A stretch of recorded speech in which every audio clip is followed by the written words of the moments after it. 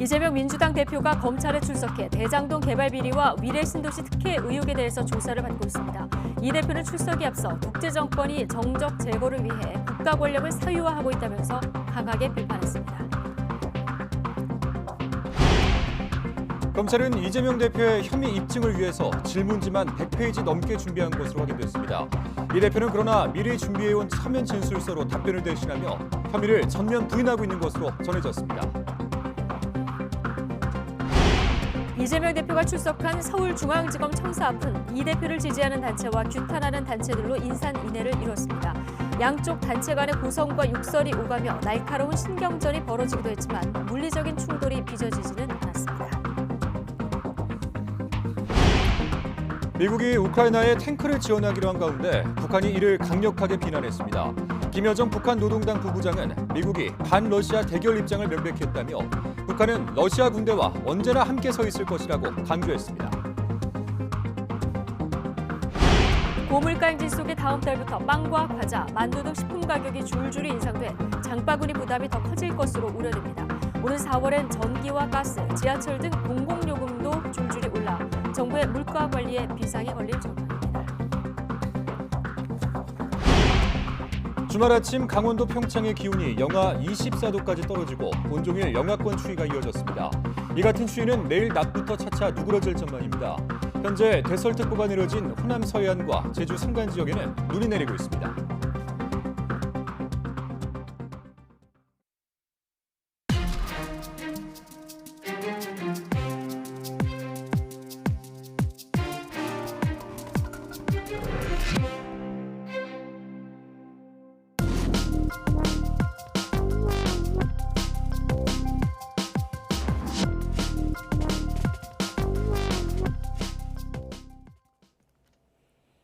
시청자 여러분 안녕하십니까? YTN 뉴스와이드 시작하겠습니다. 더불어민주당 이재명 대표가 대장동 개발과 위례 신도시 특혜 의혹에 대한 조사를 받기 위해서 검찰에 출석했습니다. 이 대표는 윤석열 검사 독재 정권이 정적 제거를 위해 국가 권력을 사유화했다고 맹비난했습니다. 홍민기 기자입니다.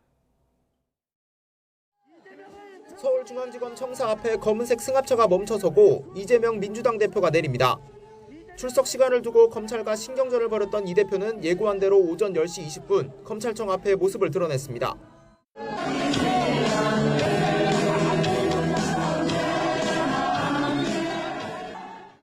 곧이어 이 대표는 청사 포토라인에 서서 준비해온 A4 용지 한 장짜리 입장문을 읽어내려갔습니다. 윤석열 정부를 검사 독재 정권으로 규정한 뒤 정적 제거를 위해 국가 권력을 동원하고 있다고 맹비난했습니다. 윤석열 검사 독재 정권이 정적 제거를 위해서 국가 권력을 사유화한 최악의 현장입니다. 대한민국이 검사의 나라가 되고 있다며 권력과 가까운 사람만 용서해주고 있다고도 날을 세웠습니다. 검사에 의한, 검사를 위한 검사의 나라가 돼가고 있습니다. 권력자와 가까우면 어떤 죄도 면해주고 권력자에 대항하면 사법살인도 마다하지 않습니다. 이 대표와 검찰의 기싸움은 조사 과정에서도 이어졌습니다. 검찰은 위례 사건을 수사하는 반부패 수사 1부, 대장동 사건을 맡은 반부패 수사 3부 순으로 조사를 진행했고 부부장인 정일권, 남대주 검사가 각각 이 대표를 신문했습니다. 그러나 이 대표는 구체적인 답변 대신 33쪽 분량 서면 진술서를 통해 특혜 의혹과 배임 혐의 등을 전면 부인한 것으로 전해졌습니다. 하지만 검찰은 100여 쪽이 넘는 질문지를 토대로 이 대표 측 답변과 상관없이 질문을 이어간 것으로 알려졌습니다. 앞서 검찰은 출석하라고 통보한 9시 반에 이 대표가 나타나지 않자 지각 출석이라며 불편한 심기를 드러내기도 했습니다. 또 조사할 내용이 많아 한 차례 소환으로는 부족하다며 최소 이틀 조사를 요구한 상황입니다. 그러나 이 대표 측은 한 차례 조사 뜻을 굽히지 않고 있어 추가 소환 여부를 놓고 신경전은 계속될 것으로 보입니다. YTN 홍민기입니다. 이재명 대표에 대한 검찰 조사는 크게 세 가지 쟁점으로 요약됩니다. 민간 개발업자들에게 특혜를 주고 성남시에 손해를 끼친 혐의와 함께 천화동인 1호 지분을 약속받았다는 의혹입니다. 이 대표는 검찰 질의에 직접 답하는 대신 서면 진술로 가름을 했는데 여기서도 혐의를 전면 부인했습니다. 임성호 기자입니다. 대장동 개발 비리 의혹은 지난 대선 경선이 한창이던 재작년 9월 본격적으로 불거졌습니다. 사업 당시 성남시장이던 이재명 대표의 책임론이 불거졌지만 첫 수사팀의 칼끝은 이 대표까지 닿지는 못했습니다. 하지만 윤석열 정부가 들어선 뒤인 지난해 7월 수사팀 교체로 재수사가 이루어지면서 의혹이 불거진 지 1년 4개월 만에 정점으로 꼽히는 이 대표 조사로 이어지게 됐습니다. 쟁점은 크게 세 가지로 특혜 제공과 배임, 천화동인 지분 약속으로 요약됩니다. 검찰은 당시 성남시장이던 이 대표가 핵심 공약인 1공단 공원화 비용을 조달하려고 민간업자들에게 각종 특혜를 제공했다고 보고 있습니다.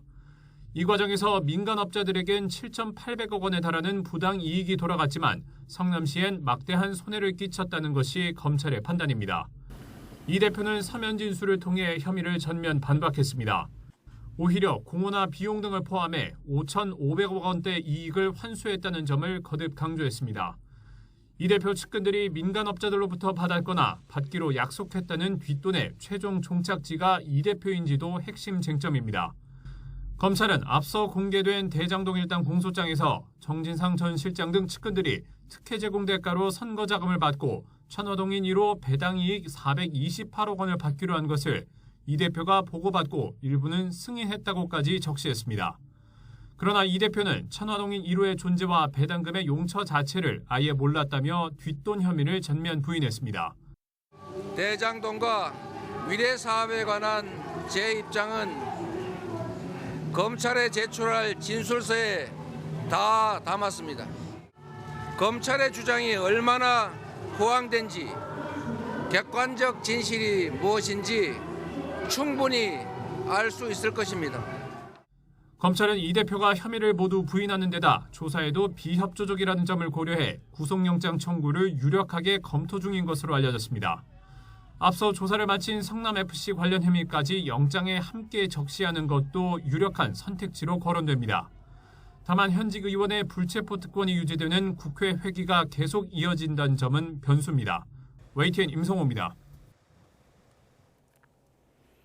이재명 대표가 조사받는 서울중앙지방검찰청 앞은 이 대표를 지지하는 단체와 규탄하는 단체들로 인산인해였습니다. 고성과 욕설이 오가며 날카로운 신경전이 벌어지기도 했습니다. 계속해서 차유정 기자입니다. 이재명 더불어민주당 대표의 출석을 앞둔 서울중앙지방검찰청 앞. 이른 아침부터 도로를 사이에 두고 양쪽에서 대규모 집회가 벌어졌습니다. 중앙지검 앞쪽에 모인 이 대표 지지자들은 응원 구호를 외쳤고 스피커로 응원가를 틀어놨습니다. 조작수사, 정치검찰 박살내자. 바로 맞은편에선 보수단체 회원들이 엄벌을 촉구하는 현수막을 내걸고 마찬가지로 대형 스피커를 크레인에 매달고 맞불 연설을 이어갔습니다. 대장동 이재명을 규탄한다. 보수단체가 거칠게 도발하고 이 대표 지지자들이 욕설로 응수하기도 했습니다. 이 대표가 출석하면서 분위기는 한층 더 격앙됐습니다.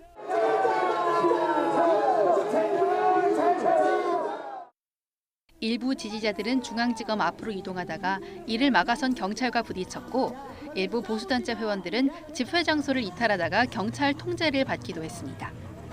미미한 충돌은 있었지만 대규모 물리적인 충돌은 빚어지지 않았습니다.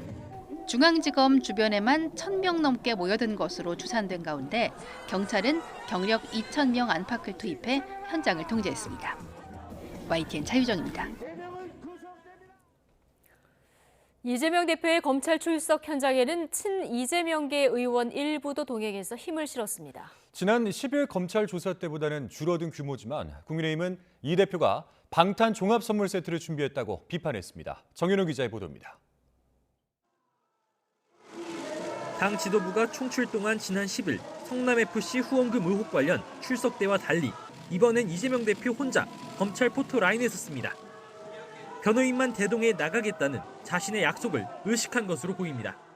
주어진 소명을 피하지 않고 무도한 윤석열 검사 독재 정권의 폭압에 맞서서 당당하게 싸워 이기겠습니다. 하지만 검찰청사 밖에선 정청래, 박찬대, 장경태 의원 등 친이재명계 의원 10여 명이 조사받으러 가는 이 대표를 배웅했습니다. 정적 제거 야당 탄압이라는 이 대표 주장에 힘을 실으면서 현 정부를 향해 역공을 폈습니다. 윤석열 대통령이 검사 시절 맡았던 부산저축은행 불법 대출 사건이야말로 대장동 의혹의 핵심이라고 목소리를 높였습니다. 부산저축은행의 불법 대출 1,155억, 결국은 1,800억에 해당되고 있는 기초자금이 있었는데 그 부분에 대해서 수사를 맡았던 분이 지금 윤석열 대통령 아니었습니까? 국민의힘은 발끈했습니다. 조용히 출석하겠다던 이 대표가 당내 초선 의원 모임인 철험회를 동원해 방탄 종합 선물 세트를 준비했다고 날을 세웠습니다. 이재명 대표가 철험회 의원들에게 잘 싸워달라고 부탁하자 철험회 의원들이 일사불란하게 방탄 작전을 펼치고 있습니다. 특히 이 대표가 헌정질서 파괴, 정적 제거 운운하며 약자 코스프레를 반복하고 있다고 비판했습니다. 모든 답변을 진술서로 가름하겠다는 것에 대해서도 무엇이 두려운 거냐고 꼬집었습니다. 검사의 질문이 두렵겠죠. 답변 과정에서 자신도 모르게 진실이 나올까 두렵겠죠. 진실이 밝혀지면 이 대표 스스로도 더 이상 버틸 수 없음을 직감한. 여당의 공세가 날로 거세지는 가운데 민주당 내에서도 비명계를 중심으로 이 대표의 사법 리스크를 걱정하는 기류가 확산하고 있습니다. 한 비명계 의원은 YTN과 통화에서 이 대표의 검찰 출석을 보고 착잡하다며 친명계 의원들의 동행도 국민 눈높이엔 부적절해 보일 거라고 말했습니다. 검찰이 조만간 이재명 대표를 재판에 넘길 거라는 관측에 힘이 실리는 상황에서 부정부패로 기소된 당직자의 직무를 정지한다는 당언을 이 대표에게 적용할지를 놓고 당 안팎의 공방이 불가피해 보입니다. YTN 정현우입니다. 국민의힘 전당대회 양강 주자로 꼽히는 김기현, 안철수 의원이 김 의원의 대규모 수도권 출정식을 놓고 설전을 벌였습니다. 2파전 양상이 굳어지면서 양측의 신경전도 격화되는 모습입니다. 김경수 기자가 보도합니다. 전날 각각 부산, 경남과 중원을 훑었던 김기현, 안철수 의원이 이번엔 수도권에서 당심을 두고 맞붙었습니다. 선공은 안철수 의원이 날렸습니다. 김 의원이 개최한 수천 명 규모의 수도권 출정식을 놓고 비전과 정책 대신 보여주기식 새 과시를 한다는 취지로 평가절하한 겁니다. 무조건 사람들만 많이 모아놓고 행사를 한다고 해서 그게 당대표 이번 전당대회 취지에 맞는 것인지 거기에 대한 의문을 제기한 겁니다. 안철수 의원과 수도권 대표론으로 공감대를 형성한 윤상현 의원 역시 아직도 줄 세우기 체육관 선거인 줄 아느냐며 김 의원을 쏘아붙였습니다. 경쟁자들의 박한 평가에 김기현 의원도 가만히 있지는 않았습니다. 당원들의 압도적 지지를 확인했다며 수도권을 잘 이끌어 내년 총선 승리를 일굴 적임자는 바로 자신이라고 받아쳤습니다. 수도권 지역을 중심으로 해서도 김기현의 지지세가 압도적이라는 것을 다시 한번 확인할 수 있는 매우 의미 있는 현장이었다고 생각합니다.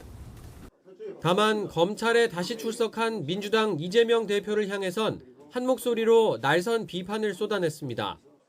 당원 투표 100%로 새 대표 선출 방식이 바뀐 만큼 전통적 지지층을 의식한 거란 해석이 나왔습니다. 주요 격전지를 돌며 지지세 확장에 나선 양강 주자는 내일은 청년 당원들을 각각 만나 세대별 표심 공략에 본격 돌입합니다. YTN 김경수입니다. 이준석 전 국민의힘 대표는 새로운 여당 대표를 뽑는 과정에서 자신이 안철수 의원을 지원할 것이라는 일각의 관측을 강하게 부인했습니다. 이 전 대표는 오늘 자신의 SNS에 안철수, 이준석 연대론을 거론한 한 언론 기사를 공유하며 안 의원을 지원하거나 연대할 계획이 전혀 없다고 밝혔습니다. 앞서 지난 26일 펜앤드마이크 창간 5주년 기념식에서 안철수 의원 다음으로 축사를 한 이 전 대표는 안 의원 축사에 공감하는 부분이 많았다고 말했습니다. 해당 기사는 이를 언급하며 안철수, 이준석 연대설이 제기됐다고 보도했는데 이 전 대표는 축사 내용을 실제로 보면 기사가 이렇게 날 수 없다고 덧붙였습니다. 오늘 0시 기준 코로나19 신규 환자는 23,612명으로 집계됐습니다. 일주일 전보다 4천여 명 줄었고 2주 전보다 13,000여 명 줄었습니다. 설 연휴가 끝난 뒤 진단검사 건수가 늘면서 이틀간 신규 환자가 일주일 전에 비해서 늘었지만 사흘 만에 다시 감소로 돌아섰습니다. 실내 마스크 의무가 2년 3개월 만인 모레부터 대부분 풀립니다. 그러나 일부 장소에서는 여전히 마스크를 안 쓰면 과태료가 부과되는데요. 마스크를 쓰거나 벗을 수 있는 구체적인 상황을 질의응답 형식으로 정리했습니다. 신윤정 기자입니다.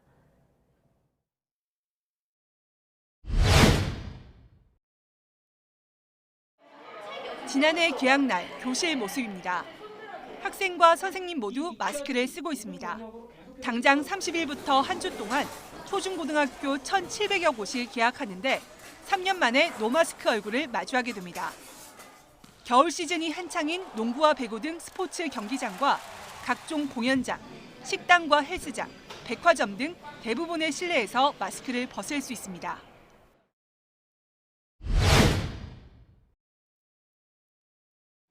마스크 착용 의무가 유지되는 곳은 요양병원 등 감염 취약시설과 병원, 약국, 대중교통입니다. 택시는 아주 다수가 이렇게 한꺼번에 모이는 상황은 아니지만 일단 환기가 잘 되지 않는 산밀 환경에 속한다고 저희가 분류하고 있고 그래서 다른 대중교통장과 함께 마스크 착용 의무를 유지하기로. 이들 시설 안에 있는 편의점과 헬스장 등 각종 시설에서도 벗으면 안 됩니다. 이 시설 안에서는 가림막이나 칸막이가 설치된 곳이라도 안 쓰면 과태료 부과 대상입니다.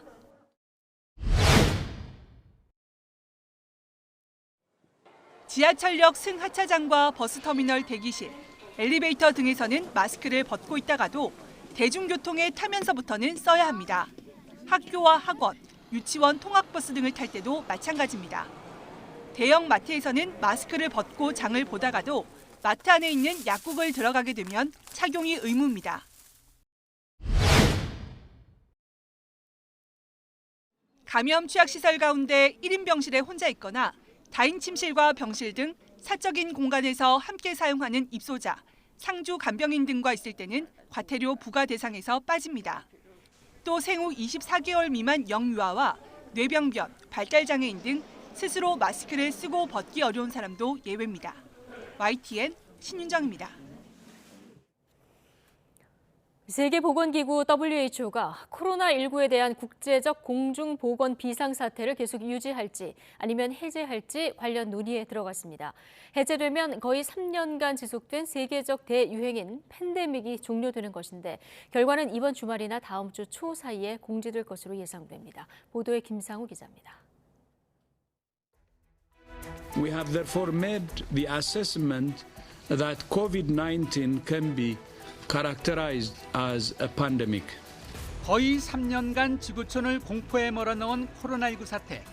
세계보건기구 WHO가 코로나19에 대한 국제적인 공중보건 비상사태를 계속 유지할지 아니면 해제할지 전문가들로 구성된 국제보건 긴급위원회의 분기회의를 열어 논의에 들어갔습니다.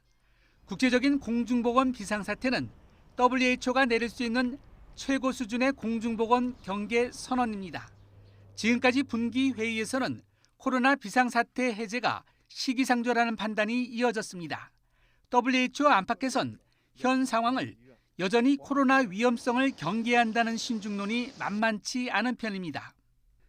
WHO 사무총장도 회의 모두 발언을 통해 지난주 4만 명에 가까운 사망자가 WHO에 보고됐고 이 가운데 절반 이상은 중국에서 나왔다고 언급하며 방역 상황이 심상치 않다는 메시지를 내놨습니다.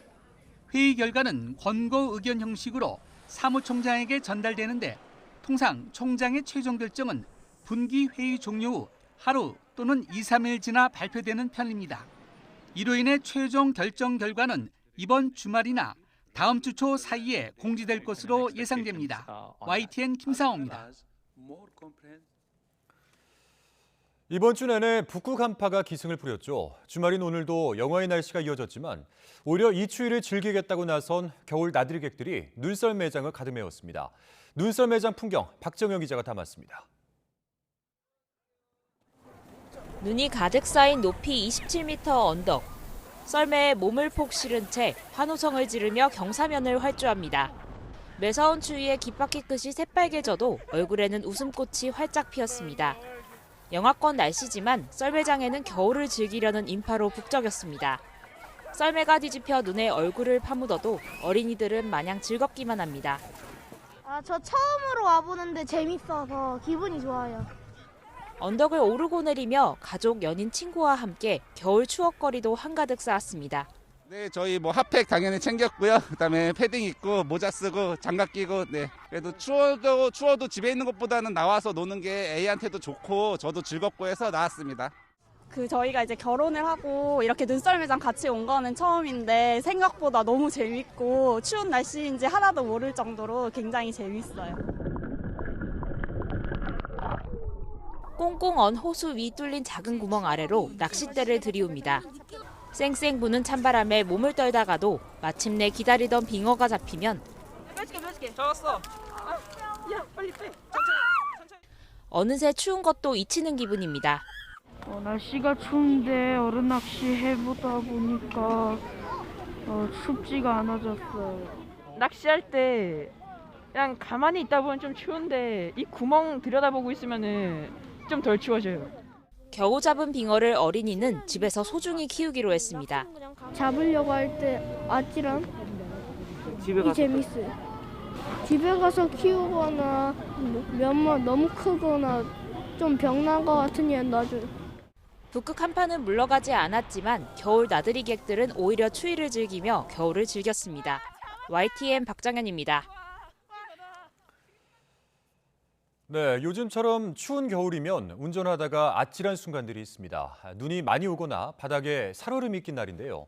실제로 이런 날에 교통사고가 평소보다 훨씬 많이 발생을 하는데 특히 오전 시간대에 집중되는 것으로 나타나 운전자들의 주의가 필요합니다. 강희경 기자가 보도합니다. 아주 느린 속도로 아파트 단지를 달리던 차량. 도로에 멈춰있던 오토바이를 들이받은 뒤 더 빠른 속도로 인도로 돌진합니다. 길에 줄줄이 멈춰선 차들을 보고도 빙판길의 속도를 줄이지 못해 앞서 있던 차를 그대로 추돌합니다. 모두 눈이 오거나 추운 날씨에 도로가 얼어붙은 날 난 사고입니다. 이처럼 겨울철엔 운전하다 위험한 순간이 많이 발생합니다. 최근 3년간 겨울철 눈이 온 날 교통사고는 평상시보다 17.6% 더 많이 났습니다. 사고 심각도를 나타내는 교통사고 처리 피해액도 눈이 오지 않은 날보다 일평균 70억 원 가까이 더 많이 발생했습니다. 눈이 온 뒤 이렇게 얼음이 얼어있는 도로는 더 위험합니다. 실제 겨울철 미끄럼 교통사고 10건 가운데 3건은 이런 결빙도로에서 발생한 것으로 나타났습니다. 눈에 보이는 빙판도 문제지만 언뜻 보기에 그냥 도로 같아 보이는 살얼음, 이른바 블랙아이스를 특히 주의해야 합니다. 갑자기 미끄러지다 보니 차량을 제어하기 힘든 데다 연쇄 추돌 사고로 이어질 가능성도 크기 때문입니다. 최근 차량 47대가 잇따라 부딪히며 1명이 숨지고 30여 명이 다친 경기 구리 포천 고속도로 사고가 대표적입니다. 블랙아이스 구간은 이제 우리가 운전자가 일반적으로 도로 표면 상태만 봐가지고 결빙 상태인지 아닌지를 구분하거나 판단하기가 상당히 어렵다는 이런 취약한 문제가 있습니다. 겨울철 미끄럼 교통사고는 오전 시간대에 집중되는데 지난 3년간 오전 7시부터 10시 사이에 발생한 사고 비중은 31.8%에 이릅니다. 운전자들의 주의가 특히 필요한 시간대입니다. 눈길이나 빙판길을 달릴 땐 제한 속도보다 20에서 50% 속도를 줄여 운행해야 하고 차간 거리도 충분히 확보해야 합니다.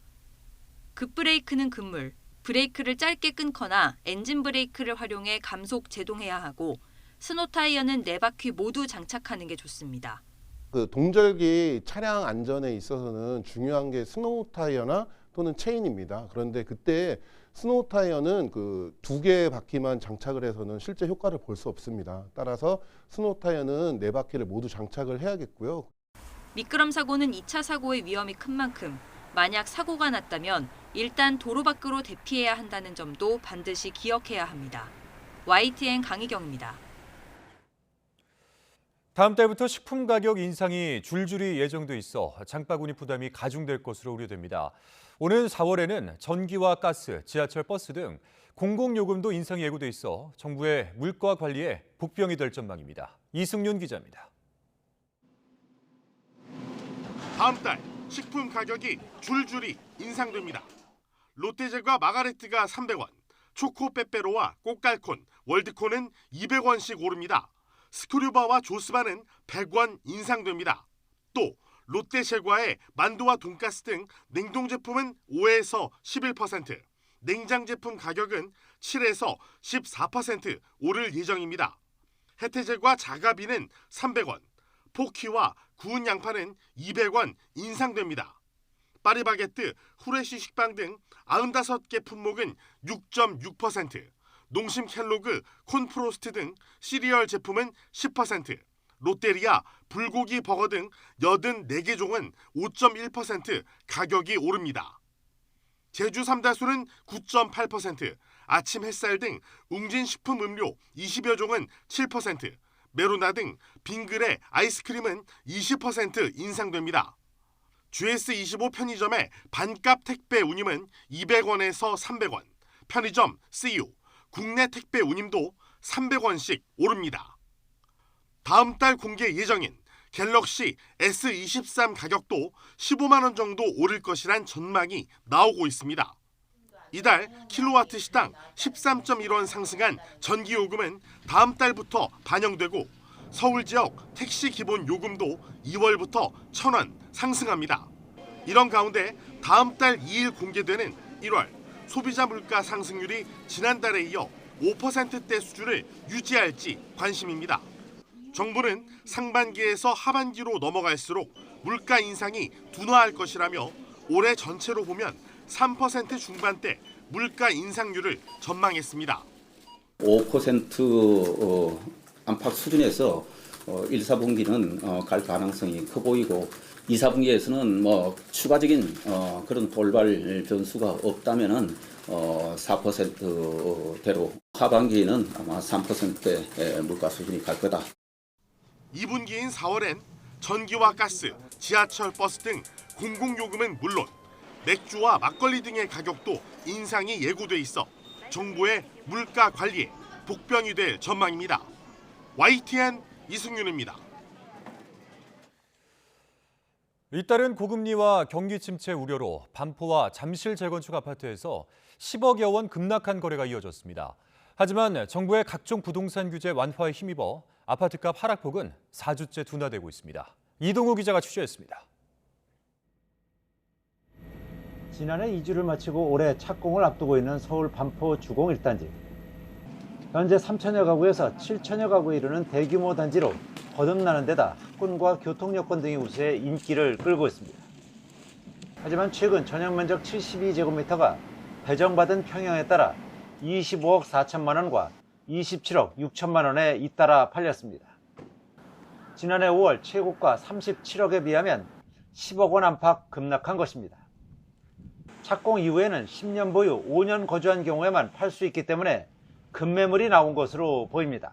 2월 착공하기 전에 팔 수 있으신 분들이라서 그분들이 매수자가 요구하는 금액을 맞춰서 이제 계약을 하고 있는 거거든요. 그분들은 이제 착공이 돼버리면 이제 준공하고 팔아야 되는데 사정이 다 있으실 수 있잖아요.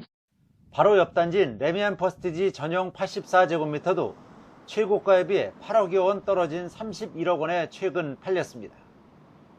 송파구 잠실 주공 5단지 82제곱미터도 최고가에 비해 10억 원 이상 급락한 가격에 거래됐습니다. 이처럼 고가 아파트가 크게 떨어졌지만 정부의 전방위 규제 완화에 힘입어 서울과 전국의 집값 하락폭은 4주째 둔화하고 있습니다. 정부의 규제 완화 정책 영향으로 집값 하락폭은 둔화되고 있지만 고금리, 경기 침체, 거품 붕괴 우려로 집값은 당분간 약세장을 면치 못할 것으로 예상됩니다. 그런 만큼 실수요자의 경우 서두르지 말고 금리 상황과 경기 침체 여부 등을 지켜보며 분양이나 경매 등 위주로 신중하게 접근하라고 전문가들은 조언합니다. YTN 이동호입니다. 기후위기에 에너지 비용 상승까지 겹치면서 자원과 에너지를 아끼면 돈을 주는 탄소 포인트 제도가 관심을 받고 있습니다. 하지만 포인트를 받기 위해서는 관련 앱을 수십 개 설치해야 하는 등 상당히 번거로운데요. 정부가 간소화 방안을 마련하기로 했습니다. 김연아 기자가 보도합니다. 영하 20도 가까운 냉동고 한파 속에 폭설까지 쏟아진 서울.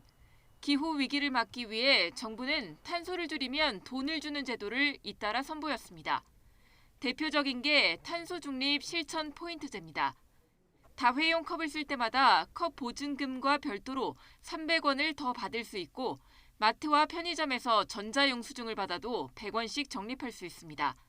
적용 분야도 비교적 다양하고 경력은 5,000원도 주지만 활용도는 기대에 못 미칩니다. 가장 보편적인 전자영수증 발급을 통해 탄소 중립 실천 포인트를 받아보겠습니다.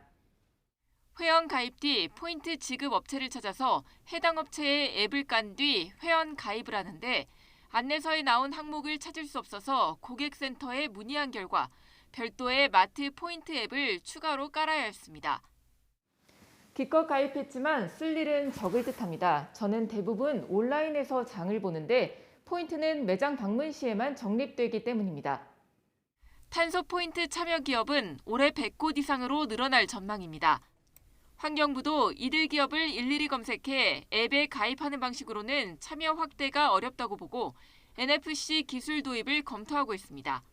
탄소 포인트 회원으로만 가입하면 참여 업체별로 별도 앱을 설치하지 않아도 핸드폰 태그로만 포인트가 적립되고 그 포인트가 실시간으로 확인될 수 있는 전산 시스템을 2023년 내로 도입해서 추진할 계획입니다. 또 MZ세대 참여를 독려하기 위해 온라인에서도 친환경 제품 구입 시 탄소 포인트를 지급할 수 있게 네이버와 카카오 등과 협의를 진행 중입니다. YTN 김연아입니다.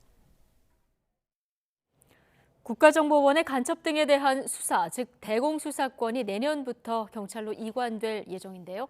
정부가 국정원 내 수사 지원 조직을 만드는 방안을 검토하고 있는 것으로 전해졌습니다. 안보 수사가 부실해지는 걸 막겠다는 취지인데 야당은 사실상 국정원 수사권을 존치시키는 괴이한 체제를 만드는 거라고 반발했습니다. 박소정 기자입니다.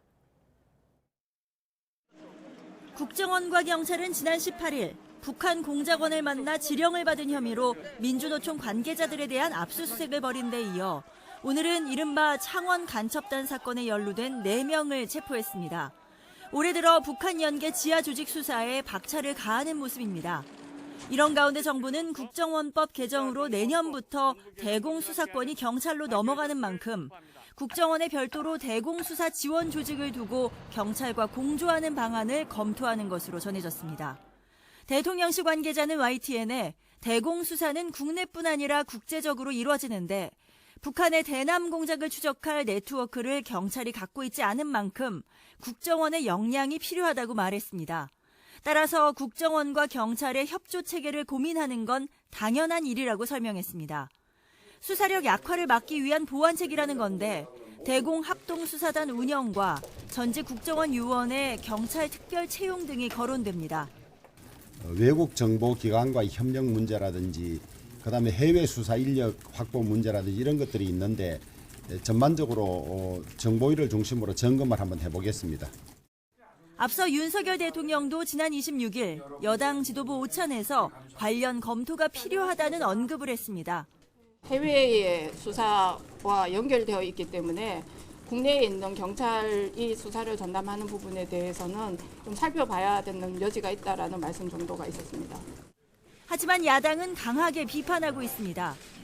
국정원의 어두웠던 역사를 바로잡기 위해 법을 바꿨는데 수사권을 넘긴 국정원이 다시 수사를 지휘하는 괴이한 체제가 탄생한다는 겁니다. 국정원을 활용해 노동조합 사무실을 요란하게 압수수색하더니 기어이 대공수사권까지 되돌리겠다는 음험한 속내까지 드러낸 것입니다. 야당은 국정원 수사권을 완전히 없애야 한다는 방침이라 정부 여당과 시각차가 큰 만큼 공방이 계속될 것으로 보입니다. YTN 박소정입니다. 김여정 북한 노동당 부부장이 미국의 우크라이나 탱크 지원을 강력히 규탄하며 전통적 우방인 러시아와 연대를 과시했습니다. 반면 김정은 국무위원장의 잠행은 길어지고 있는데 그 배경에 관심이 쏠리고 있습니다. 보도에 최도희 기자입니다.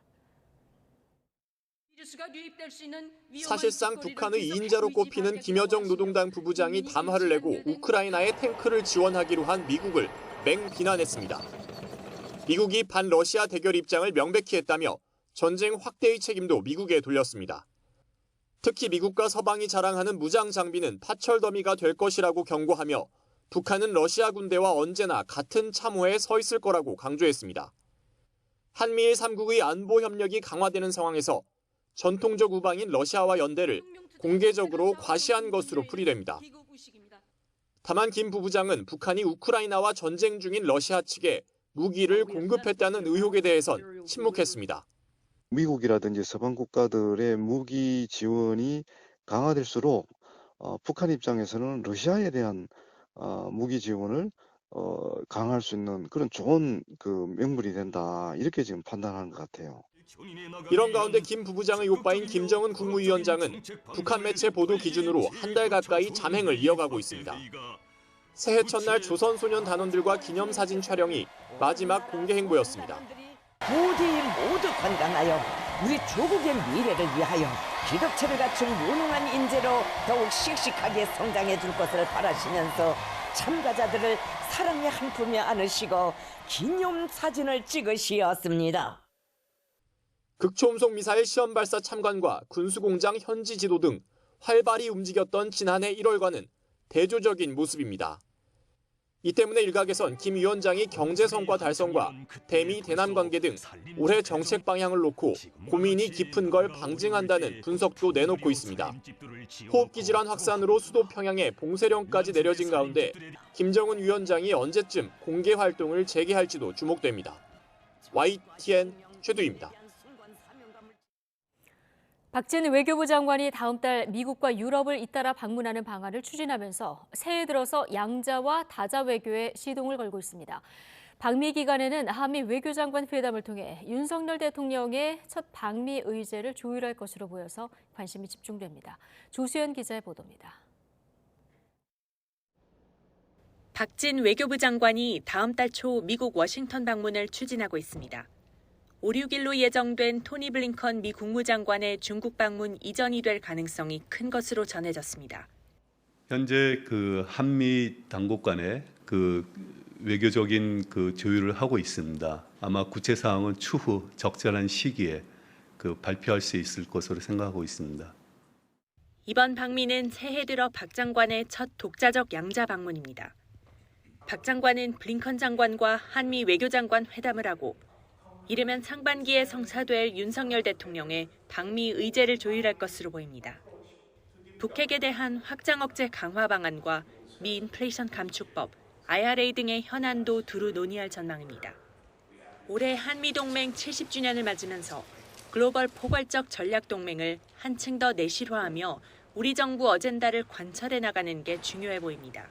작년부터 바이든 정부의 공급망 구축, 그리고 여기에서 중국을 디커플링 시키고 이게 점점 강화가 되고 있는 상태란 말이에요. 한국의 기업체들 공장을 미국에 계속 짓기 시작을 하고 미국의 어떤 경제적인 이익을 한국이 상당히 지원해주는 그러한 양상으로 가고 있는데 이거를 한국과 미국 간의 어떤 윈윈하는 관계로 어떻게 방향성을 좀 잡을 수 있을까, 이게 제가 보기엔 숙제라고 보거든요. 박 장관은 또 다음 달 17일에서 19일 독일 뮌헨에서 열리는 세계 최대 규모의 뮌헨 안보회의에 참석하는 방안도 검토 중인 것으로 알려졌습니다. 이번 회의에는 하야시 요시마사 일본 외무상도 참석할 예정인데 한일 외교수장이 만나 강제징용과 사도광산 등 한일 간 민감한 현안을 논의하게 될지 주목됩니다. YTN 조수연입니다. 윤석열 정부 장차관 가운데 7명이 직무 연관성이 없다는 이유를 들며 적게는 수천만 원에서 많게는 20억 원 가까운 기업 주식을 처분하지 않고 보유하고 있습니다. 직무 연관성이 있느냐 없느냐, 이 부분은 인사혁신처가 판단을 하는데 근거 자체를 공개하지 않아서 공직자윤리법 취지가 무색해졌다는 지적이 나오고 있습니다. 윤성훈 기자의 보도입니다. 윤석열 정부에서 장관과 차관을 맡은 고위 공직자 가운데 3천만 원어치가 넘는 주식을 보유한 사람은 모두 16명. 이 가운데 7명은 주식 매각 혹은 백지 신탁 처분을 하지 않았습니다. 18억 2천만 원어치의 주식을 보유한 이기순 여성가족부 차관부터 김현숙 여가부 장관, 조용만 문화체육관광부 차관 등이 그 대상입니다. 공직자윤리법에선 직무 관련성이 있는 주식을 3천만 원 넘게 보유할 경우 해당 주식을 매각하거나 백지 신탁하도록 하고 있습니다. 특정 기업과 공적 이익이 충돌할 경우 공직자의 직무수행 공정성을 확보하기 위해서입니다.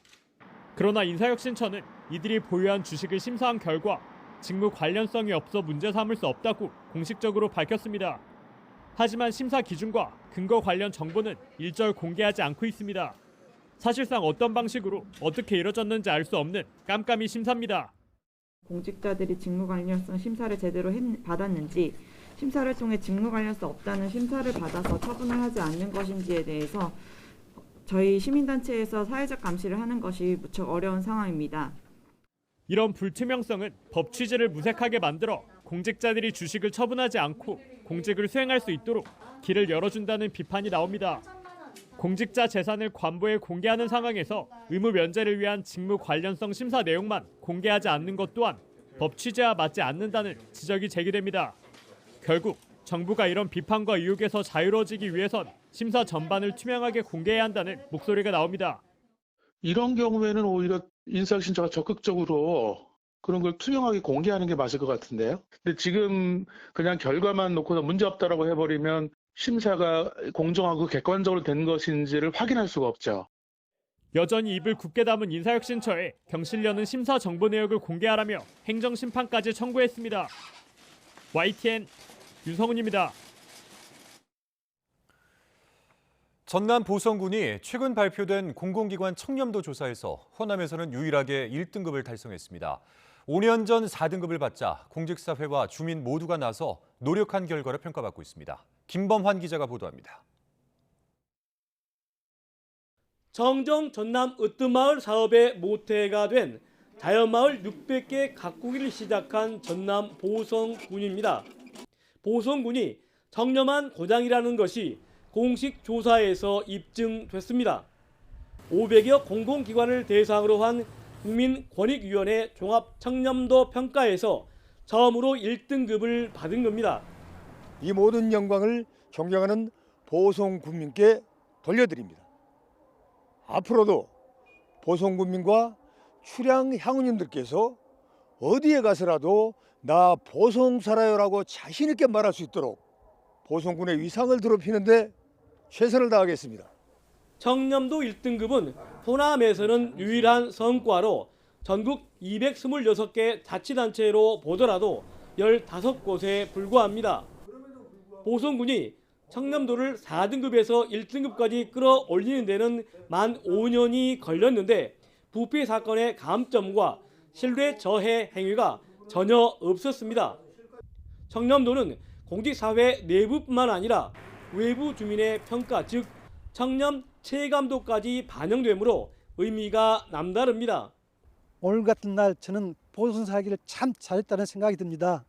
보성 군민의 한 사람으로서 큰 자부심을 느끼고 앞으로도 보성 군민과 함께 1등 보성군을 힘차게 응원하겠습니다. 보성군 화이팅!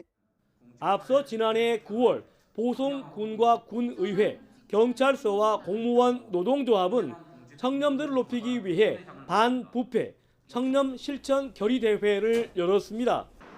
지난해 조사부터는 청렴도를 높이기 위해 어떤 노력을 기울이고 실천했는지를 보는 부패 방지 시책 평가가 새로 항목에 들어갔습니다. 청렴 체감도와 청렴 노력도를 60%, 40% 비중으로 각각 가중 합산하고 부패 실태를 10% 플러스 알파를 감점하는 방식으로 평가가 이루어졌습니다.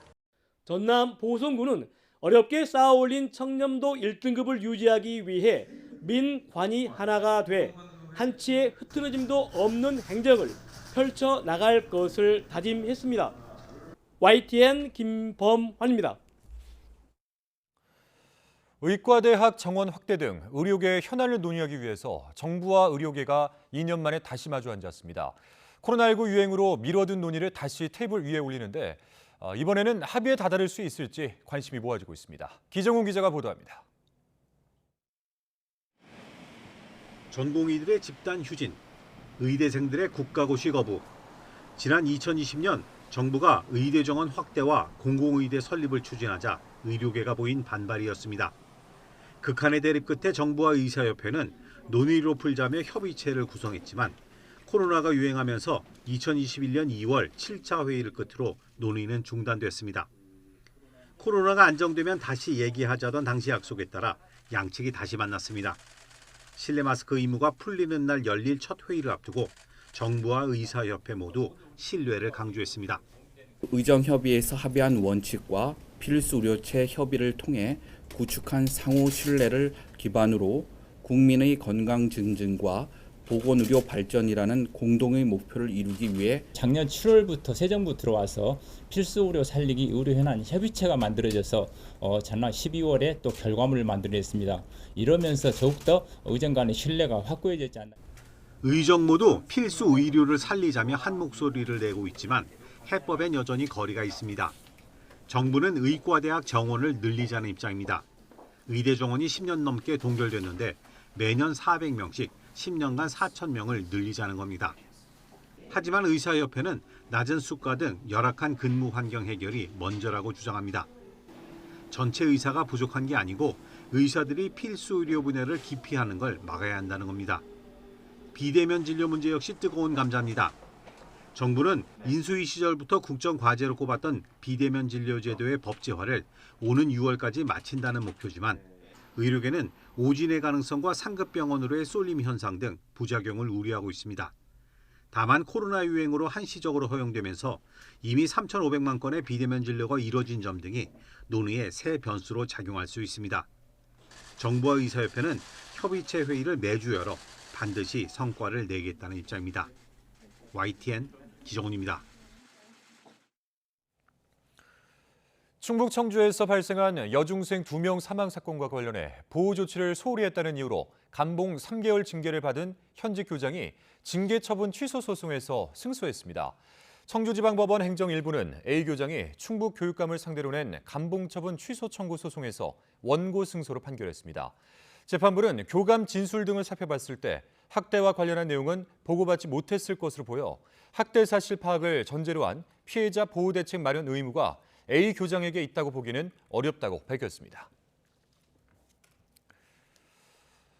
남부지방은 지난해 가뭄 발생 일수가 200일을 훌쩍 넘으면서 기상 관측 이후 가장 긴 가뭄에 시달렸습니다. 올해도 가뭄이 이어지면서 농민과 섬마을 주민들의 불편은 점점 커지고 있는데요. 농어촌 공사가 저수율을 높이고 섬마을까지 물이 공급될 수 있도록 대책 마련에 나섰습니다. 오선열 기자입니다. 농업용 저수지 가장자리가 사람이 드나들 수 있을 정도로 바닥을 드러냈습니다. 물이 가득했던 자리엔 숲풀이 무성히 자랐습니다. 섬마을에선 제한급수까지 이뤄지면서 당장 먹을 물도 걱정입니다. 이런 가뭄은 내가 64살 먹었지만은 여기서 태어나고 자랐어도 이런 경험 처음 봤어요. 이렇게 심하게 가뭄은. 모든 게 다 힘들어요. 뭐 목욕을 제대로 할 수 있나 지금. 지난해 남부지방 가뭄 발생 일수는 227.3일. 지난 2017년 가뭄 발생 일수 162일을 훌쩍 뛰어넘는 수치로 반세기 만에 가장 긴 가뭄을 겪었습니다. 올해 내린 눈도 큰 도움이 되지 못하면서 저수율은 평년을 밑돌았고 전남 서부권과 섬 지역은 가뭄이 더 심각합니다. 농어촌 공사는 본격적인 영농철인 3월 이전에 저수율을 70%까지 끌어올릴 계획입니다. 지역별 편차가 있지만 물이 부족한 전국 133개소 저수지에 용수가 공급될 예정입니다. 전국 133개소 저수지에 1,900만 톤의 용수 확보를 추진 중입니다.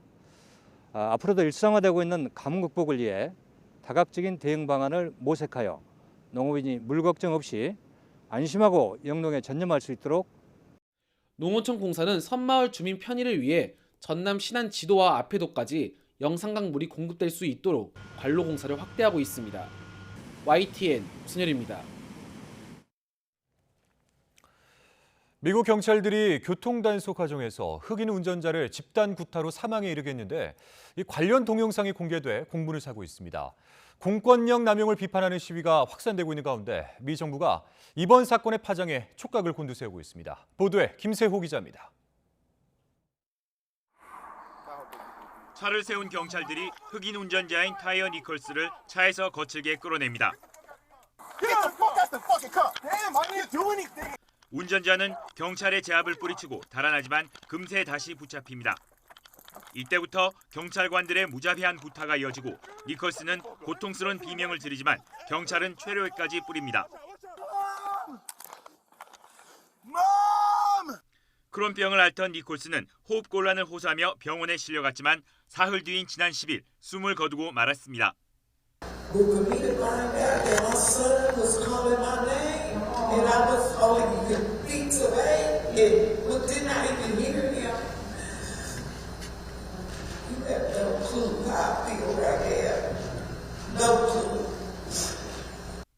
경찰은 당시 상황이 담긴 약 1시간 분량의 보디캠과 CCTV 영상을 전격 공개했습니다.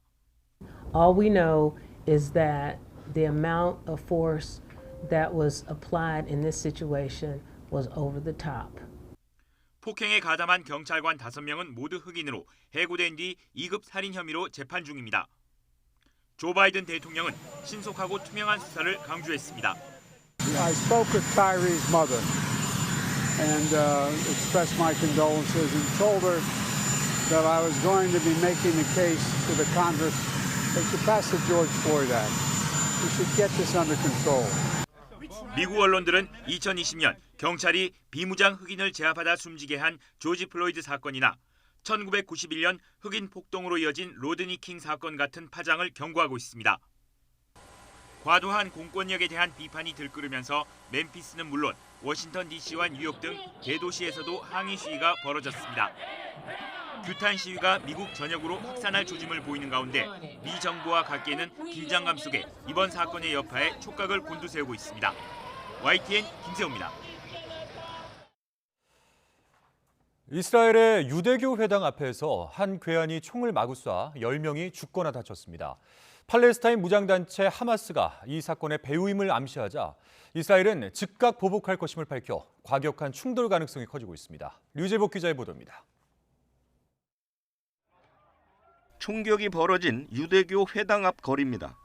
20대 남성이 안식일 예배가 끝나길 기다렸다가 나오는 사람들을 향해 마구 총을 쐈습니다. 어린이와 노인을 포함해 10명이 희생됐습니다. 범인도 차를 몰고 도망치다 경찰의 총에 맞아 현장에서 목숨을 잃었습니다. שמענו יריות, צעקות, לא הבנו מה קרה, חשבתי שזה יורים מהכפר פה ממול, כל הזמן הם יורים, הם עושים חתונות, הם עושים אני לא יודע מה. 이번 총격은 지난 2008년 유대인 신학교 총기 난사 이후 가장 끔찍한 사건입니다. 현장을 찾은 이스라엘 총리와 경찰국장은 즉각 보복할 것임을 천명했습니다. אנחנו החלטנו על כמה פעולות מיידיות. מחר בצאת השבת אני אכנס לקבינט על המשך המענה שלנו. אני רוצה להדגיש שצריך לפעול כאן בנחישות. 반면 가자 지구에 사는 팔레스타인 사람 수백 명은 이스라엘 공격을 축하하는 시위를 벌였습니다. 팔레스타인 무장단체 하마스도 최근 이스라엘 공격에 대한 자연스러운 보복이라며 배후를 자처하는 성명을 냈습니다. 지난 26일 이스라엘군이 제닌 난민촌을 수색하는 과정에서 무장단체와 충돌해 주민 등 10명이 사망했습니다. 유엔과 미국 등 서방은 일제히 팔레스타인을 비난했습니다. Our thoughts, prayers, and condolences go out to those killed and injured in this heinous act of violence. We condemn this apparent terrorist attack in the strongest terms. 미국은 다음 주 국무부 장관의 이스라엘과 팔레스타인 방문 일정을 바꾸지 않겠다며 중재 의지를 밝혔습니다. 하지만 공격과 보복의 악순환이 이어지면서 중동 평화의 길은 또다시 멀어질 가능성이 커지고 있습니다. YTN 유재복입니다. 일본 정부는 강제징용 피해배상 해법으로 한국 정부가 재단의 배상금 지급 방안을 정식 결정하면 통절한 반성과 사죄의 마음을 표명하는 것을 고려하고 있다고 교도통신이 보도했습니다. 일본 정부는 징용 문제 해법에 대한 한국 정부 결정과 여론을 지켜보면서 문서 발표나 정부 대변인인 관방장관의 기자회견 형식으로 반성과 사죄를 언급한 과거 담화를 계승한다는 견해를 서명하는 방안을 논의하고 있다는 겁니다. 교도통신은 이에 대해서 일본 정부가 한일 관계 개선에 의욕을 보이는 윤석열 정권에 지원하고 미사일 도발을 거듭하는 북한에 대응해 한미일 협력을 강화하려는 의도가 있다고 설명했습니다. 한국계 바이올리니스트 에스더 유가 세계적 클래식 명가 도이치 그라모폰과의 새 앨범을 발표했습니다. 모처럼 콘서트도 있어서 방안에 기자들과 만났는데 그동안 겪은 인종차별의 서름을 토로하며 자신은 한국인이라고 강조했습니다. 신웅진 기자의 보도입니다.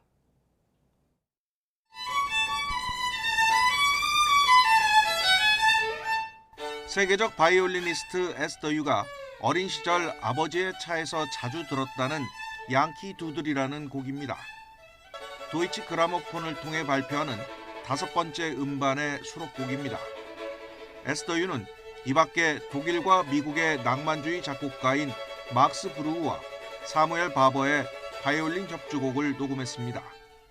6년 만에 발표한 이번 앨범은 에스더 유가 상임 연주자로 있었던 영국의 명문 로열 필하모닉 오케스트라와 함께했습니다. 아무래도 코로나 후에 저희가 아직도 힐링할 게 많으니까 조금 더 사람들이 편히 들을 수 있는 그런 곡들, 그런 음악을 꼭 녹음하고 싶었어요. 내일 예술의 전당에서 열리는 코리안 챔버 오케스트라 신년 음악회에서는 협연자로 무대에 올라 음반 수록곡을 선보입니다. 4살에 바이올린을 시작해 16살 때인 2010년 시벨리우스 콩쿠르, 그리고 2012년 퀸 엘리자베스 콩쿠르에서 최연소 입상으로 세계의 명성을 떨쳤고 현재 영화음악 등 다양한 분야로 영역을 확대하며 왕성한 활동을 벌이고 있는 28살 청년은 인종차별의 아픈 기억을 전하기도 했습니다. 아무리 외국에 오래 살아도 저는 한국 사람이고, 그리고 외국에서는 항상 Asian minority죠. 최근 코로나 후에도 좀 피부 색깔 때문에 오해받고 조금 안 좋은 경험들이 있었죠. 한국 이름으로는 유지연, 된장찌개를 잘 끓인다는 에스더 유는 올해도 아시아와 유럽, 남미 등 해외 공연 일정이 빡빡하지만 모국에서의 활동에 강한 애착을 보였습니다. 앞으로는 조금 뭐 리사이트 그런 것도 해보고 싶고, 그리고 제 친구들이 하는 젠 트리오 무대도 한번 한국에서 기회가 있었으면 좋겠어요. YTN 신홍진입니다.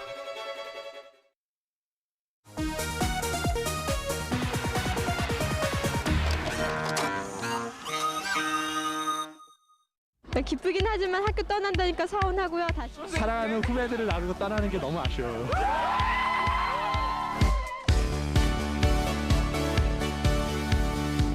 학교를 떠난다는 아쉬움과 기대감이 교차하는 졸업식장입니다. 석별의 아쉬움을 담은 졸업생 답사가 낭독되자 참석자 모두가 끝내 눈시울을 적시고 맙니다. 이 보금자리에서 지냈던 일 잊지 말고 힘차게 행진하세요. 졸업생들이 쓰다만 학용품과 교과서 체육복 등을 갖고 후배들을 찾습니다.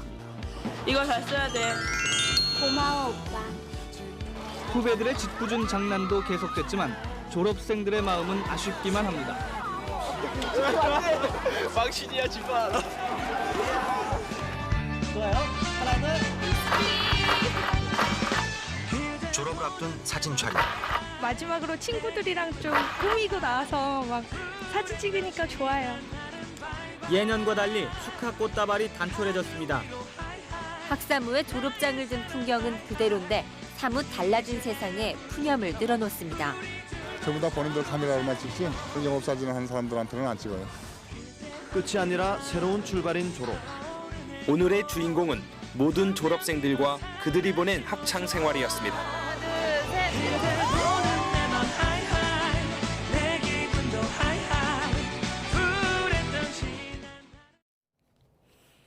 네, 이재명 더불어민주당 대표가 대장동 미래신도시 개발 특혜 의혹과 관련해서 오늘 검찰에 출석해 조사를 받았습니다. 김기현 국민의힘 의원이 대규모 수도권 출정식을 가진 가운데 안철수 의원과의 신경전도 거세지고 있는데요. 자, 이종훈 평론가, 차재원 특임 교수 두 분과 한 주간 전국 이슈 정리해 보겠습니다. 어서 오십시오. 예, 안녕하세요. 예, 안녕하십니까. 자, 이재명 대표 오늘은 혼자 포토라인에 섰습니다. 조사를 받으러 검찰청사로 들어가기 전에 준비한 입장문을 읽었는데요. 관련 녹취 먼저 듣고 이야기 시작하겠습니다. 윤석열 검사 독재 정권이 정적 제거를 위해서 국가 권력을 사유화한 최악의 현장입니다. 이제 이 나라가 검사에 의한, 검사를 위한 검사의 나라가 돼가고 있습니다. 순리와 진실의 힘을 믿습니다. 주어진 소명을 피하지 않고 무도한 윤석열 검사 독재 정권의 폭압에 맞서서 당당하게 싸워 이기겠습니다. 검사를 위한 검사의 나라. 오늘 A4 용지 한 장짜리 입장문을 읽는 모습 보셨는데요. 윤석열 검사 독재 정권 이 얘기가 오늘 3번이나 나왔습니다. 지난번 성남FC 그 소환 때는 좀 길었지만 지금보다 표현 수위는 낮았던 것 같은데요. 네. 어떻게 보십니까? 예, 뭐 이것만이 살 길이다 이렇게 생각을 하는 거죠. 그러니까 뭐 실제로 그렇습니다. 그러니까 지금 어찌 됐건 이번 그 검찰 수사를 정치 탄압으로 몰고 가야. 지난번에 당규 개정하지 않았습니까? 예. 정치 탄압으로 인정을 받아야 설령 검찰이 이제 기소를 하더라도 당 대표직을 계속 유지할 수 있는 거죠. 그렇기 때문에 더욱 더 목적 높여서 이거는 정치 탄압이다. 예. 그러니까 거의 그 군사 정권 당시 급에 버금가는 그런 이제 검사 독재 시대다. 그렇게 지금 계속 역설을 하는 거죠. 예.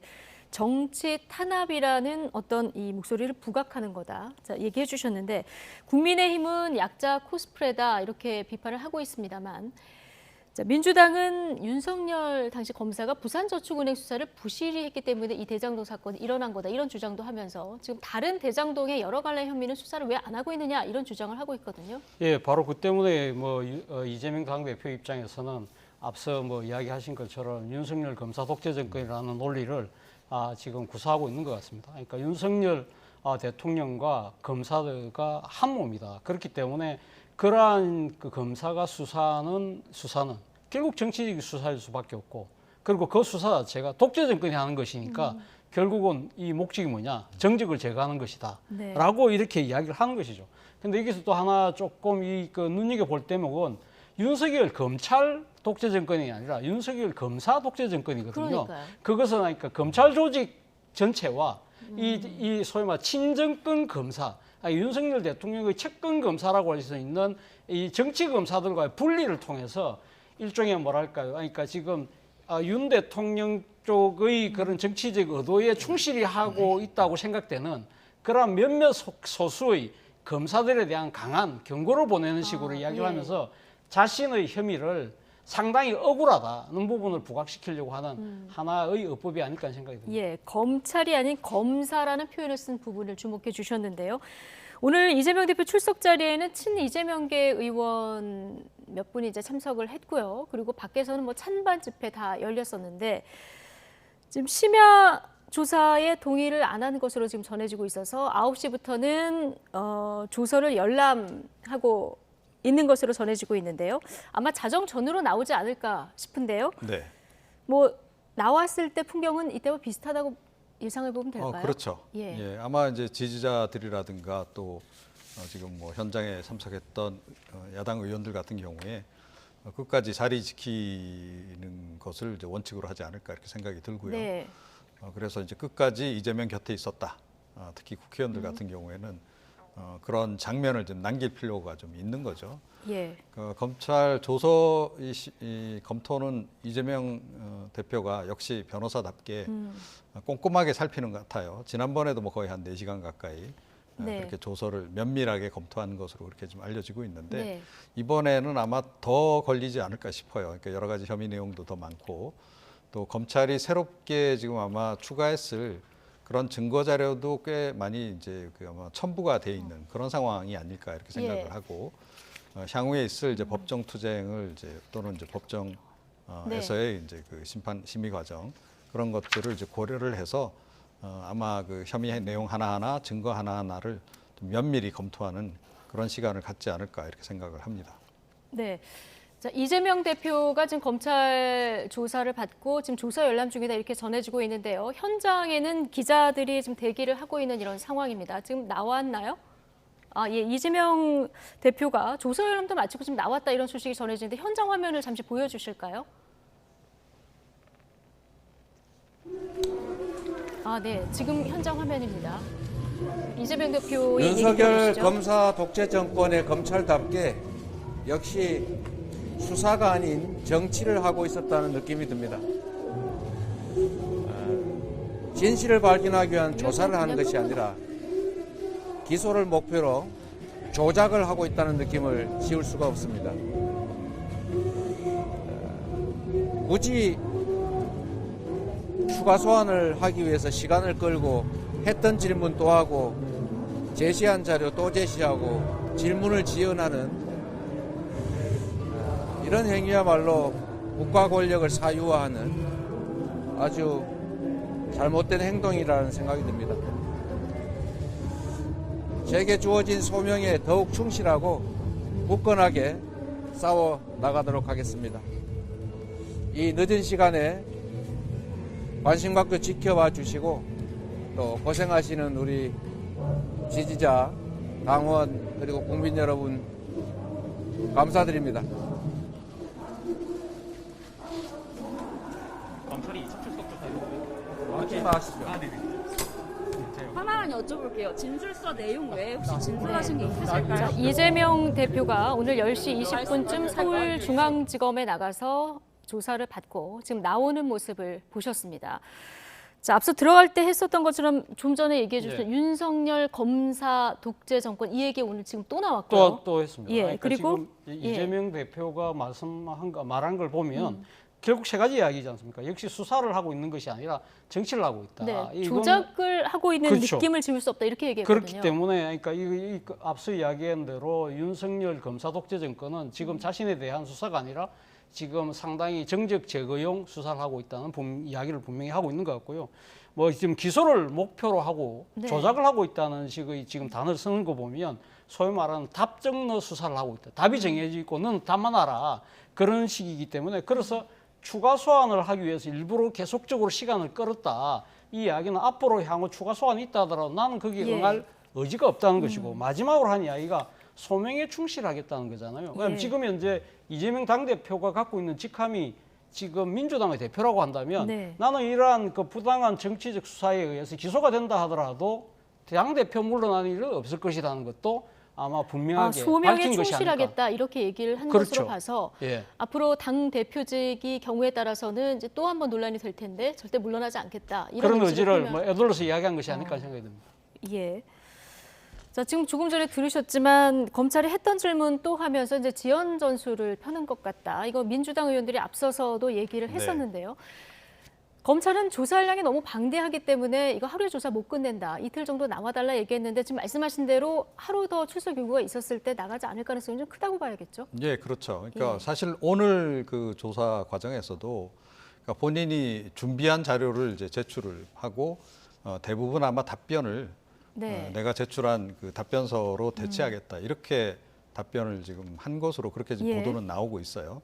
그러니까 지난번에도 이제 그랬던 건데 이제 그런 식으로 뭐 답변을 했다라고 전제한다면 향후에 뭐 추가 소환 조사에는 응하지 않을 가능성이 조금 더 높지 않나 이렇게 생각이 들고 그러니까 생각보다 좀 빨리 나왔어요. 빨리 나왔는데 이게 이제 의미하는 게 과연 뭘지 실제가 과연 어떨지 좀 이제 지켜보긴 해야 되겠는데 지난번 성남 FC 때 조사 열람 시간이 3시간이 넘게 열람을 했었거든요. 그렇습니다. 근데 이번에 대장동 관련 의혹은 훨씬 더 내용이 많기 때문에 시간이 더 걸릴 것이다 이런 예상이 많았는데 지금 굉장히 9시부터 심야 조사 거부했으니까 9시부터 검토를 해서 11시 전에 나왔다면 상당히 짧게 한 거거든요. 그렇죠. 이제 그렇게 이제 어찌됐건 우리가 추론을 해본다면 그러니까 검찰이 어떤 결정적인 증거를 제시를 못했을 가능성이 하나 있고요. 그러니까 이재명 대표로서도 뭐 굳이 그렇게 꼼꼼하게 살펴봤어야 될 필요성이 없었을 수도 있고 또 다른 가능성은 조서 내용이 의외로 짧았을 수도 있다라고 봅니다. 네. 그러니까 주요 혐의 내용에 대해서 본인이 지금 답변서로 다 대체하고 답변한 내용이 별로 많지 않다라고 한다면 본인 답변 내용 중에서 검토할 내용이 별로 없겠죠. 그래서 빨리 끝났을 수도 있고 여러 가지 좀 상상을 하게 하는데 네. 이거는 이제 추후에 뭐 보도를 통해서 조금 더 우리가 자세히 알 수 있지 않을까 이렇게 생각합니다. 네.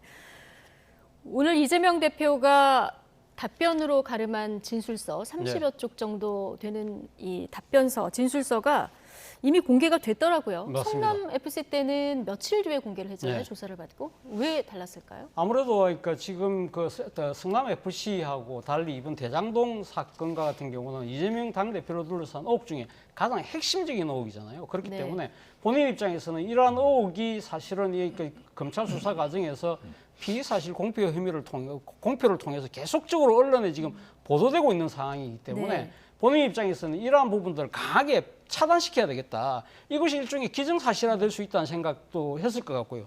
또 하나는 지금 성남 FC보다는 분명히 더 중요한 사건이기 때문에 네. 이런 부분들에 대해서 내가 자신 있다. 이런 부분을 좀 드러내기 위한 하나의 행위가 아니겠을까 하는 생각이 듭니다. 자, 진술서 내용을 보면은 대장동 이익은 이거 최대로 환수한 사업이다. 자, 이렇게 지금 공공에서 최대로 환수한 사업이다. 이런 얘기도 했고 천화동인 1호 같은 경우는 언론 보도 나오기 전에 내가 알지도 못했다. 이렇게 진술서에 얘기가 나왔는데 앞서 조서 열람이 짧았던 이유 중에 한 가지로 검찰이 특별한 추가 증거를 제시하지 못했을 가능성도 있지 않겠느냐 한 가지로 추론을 해주셨는데요. 자, 오늘 검찰 조사에서 검찰이 뭐 새로운 어떤 증거나 이런 걸 제시했을 가능성 어떻게 보십니까? 저는 뭐 정확하게 알 수는 없습니다만 저는 그러니까 성남 FC 때와는 달리 이번에 이재명 당대표가 이 대장동 의혹 부분에 대해서는 아마 준비해갔던 서면 진술서 말고는 추가적으로 답변을 거의 하지 않았던 것이 아닐까 하는 생각이 네. 듭니다. 만약에 본인이 한 이야기가 많다고 하면 그 부분이 어떤 식으로 신문 조서에 들어갔을까 보면 꼼꼼히 따질 수밖에 없지만 이 미리 준비한 33장의 뭐 지금 알려지고 있는 33장이라고 그러는데 그 서면 진술만 주고 나는 이 외에는 더 이상 할 말 없다. 그 아마 그리고는 더 이상 말을 하지 않았던 것이 아닐까. 그러니까 성남 FC 때는 본인이 뭐 여러 새로운 질문이 있었죠. 예를 들면 네이버가 그 지금 당시 성남시에서 요구했던 요구를 정리한 문건을 보여주니까 뭐 보도에 의하면 뭐 정진상이 그랬다는 것이냐 나는 몰랐다 뭐 이런 식으로 답변을 했다고 하지만 이번 같은 경우는 아예 그런 것 자체를 아마 검찰이 뭐 그런 이 문건을 보여줬다 하더라도 아예 답변을 안 했을 가능성이 있다. 왜? 성남 FC 때 그런 식으로 답변을 했던 부분이 거의 실시간으로 언론에 노출이 됐잖아요. 그러면서 그런 부분들이 상당히 이재명 당대표 입장에서는 약간 곤혹스러운 상황처럼 내비쳤던 것이 사실이거든요. 그렇기 때문에 일체 반응을 보이지 않음으로써 그렇다고 한다면 이 피자신문 조서를 뭐 굳이 따지고 뭐 열심히 열람할 이유가 상대적으로 적지 않았을까. 이미 다 답변서로 답을 했기 때문에. 그렇죠. 예. 자, 앞서 뭐 출석하는 모습, 조사 받고 나오는 모습까지 다 보셨고 어떤 발언을 했는지까지 들었는데 자, 오늘 이제 조사 끝난 다음에 검찰이 이재명 대표에 대해서 구속영장 청구할까요? 어떻게 전망하십니까? 뭐 일단 할 가능성이 높지 않나 이렇게 생각을 해요. 그러니까 뭐 이 성남시 특히 대장동 관련한 의혹 부분은 검찰이 어떻게 보면 가장 공을 많이 들인 그런 수사이기도 하고 그리고 최근에 뭐 일련의 보도들이 이제 계속 이어지기도 했지만 또 관련자들 수사도 뭐 좀 더 굉장히 광범위하게 이루어지지 않았어요. 뭐 김만배 씨 측근에 대한 수사까지 지금 막 진행이 된 이제 그런 상황입니다. 그래서 수사 범위도 굉장히 넓었고 그래서 이게 전체적으로 보면 결국은 이재명 대표의 혐의를 입증하는 것으로 이제 초점이 모아지는 건데 그렇게 광범위하게 증거를 수집한 상태에서 그냥 넘어갈 리는 없지 않을까 좀 이렇게 좀 생각을 하고요. 뭐 이제 구속 영장이 과연 이제 나올지 이제 좀 관심사이긴 한데 법원에서 그거는 결국은 이 사안의 중대성을 이제 많이 보지 않을까 싶어요. 그러니까 제1야당 대표기 때문에 뭐 도주 우려는 없는 거 아니겠습니까? 그리고 증거인멸 같은 경우에도 뭐 이미 했다라고 한다면 다 했겠죠. 이제 그렇게 보자면 추가적인 증거인멸 가능성도 그렇게 높지는 않습니다. 그래서 마지막으로 뭐 혹시 이제 그 사법부 쪽에서 영장 발부를 한다면 근거가 될 수 있는 것은 사안의 중대성. 그러니까 이 워낙 이제 범죄의 그 범위가 방대하고 또 규모도 크고 하기 때문에 예. 그게 되지 않을까 이렇게 좀 예상을 해봅니다. 네, 사안의 중대성을 입증할 어떤 스모킹 건이 될 만한 증거가 얼마나 있느냐 이게 이제 관건이 될 것 같은데, 자 만약에 만에 하나 구속영장을 청구하고 법원이 발부를 하게 되면 이제 공은 국회로 넘어오는 거 아니겠습니까? 지금 근데, 상태로 보면은 체포 동의안 부결될 가능성이 큰데요. 그렇죠. 근데 사실은 그러니까 구속영장을 발부하기 전에요. 예. 그러니까 지금 구속영장 실질 심사를 하기 위해서는 피의자를 일종의 그러니까 구인을 해야 되거든요. 네. 그 구인장을 발부하는 것 자체가 일종의 체포영장입니다. 네. 그렇기 때문에 사실은 법원이 그러니까 구속영장을 그러니까 실질적으로 심사하기 전에 네. 만약에 국회 본회의에서 그 체포영장에 대해서 구인장에 대해서 만약에 민주당이 부결을 시켜버리면 예. 법원에서 아예 구속영장 실질심사를 할 수가 없는 거예요.